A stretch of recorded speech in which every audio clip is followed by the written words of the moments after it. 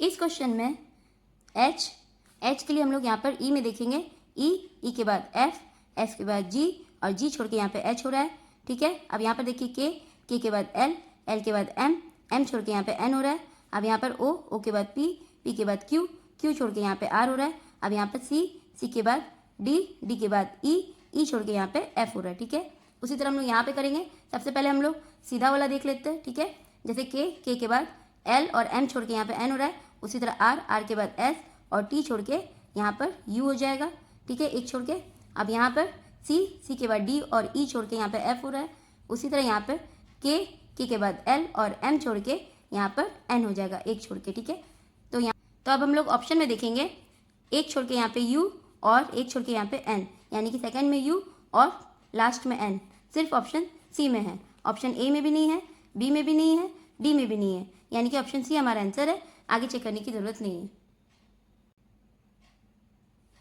इस क्वेश्चन में आर के बाद एस, टी छोड़ के यहाँ पे यू हो रहा है, ओ के बाद पी, क्यू छोड़ के यहाँ पे आर हो रहा है, एल के बाद एम, एन छोड़ के यहाँ पे ओ हो रहा है, ठीक है। उसी तरह यहाँ पे हम लोग करेंगे, टी के बाद यू और भी छोड़ के यहाँ पे डब्ल्यू हो जाएगा, ए के बाद बी और सी छोड़ के यहाँ पे डी हो जाएगा, ठीक है। अब आप ऑप्शन में देखिए, आगे में डब्ल्यू और डी सिर्फ ऑप्शन सी में है, ऑप्शन ए में भी नहीं है, बी में भी नहीं है, डी में भी नहीं है, यानी कि ऑप्शन सी हमारा आंसर है। आगे चेक करने की जरूरत नहीं है।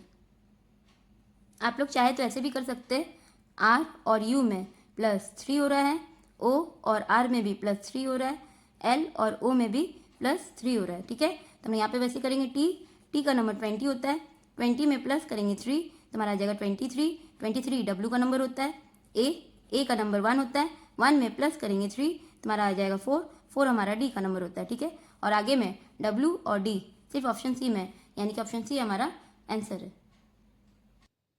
इस क्वेश्चन में इन दोनों में -13 हो रहा है, ठीक है। तो हम लोग 302 में भी माइनस करेंगे 13, 302 माइनस 13 तो हमारा आ जाएगा 289 ऑप्शन बी हमारा आंसर है। इस क्वेश्चन में 43 को आपस में मल्टीप्लाई कर देंगे 4 × 3 तो हमारा 12 आ जाएगा, ठीक है। उसी तरह हम लोग 39 को भी आपस में मल्टीप्लाई कर देंगे 3 × 9 तो हमारा आ जाएगा 27 ऑप्शन बी हमारा आंसर है। इस क्वेश्चन में 60 को डिवाइड देंगे 4 से तो हमारा आ जाएगा 15, ठीक है। उसी तरह हम लोग 100 को भी डिवाइड देंगे 4 से, 100 डिवाइडेड बाई 4 तो हमारा आ जाएगा 25 ऑप्शन डी हमारा आंसर है।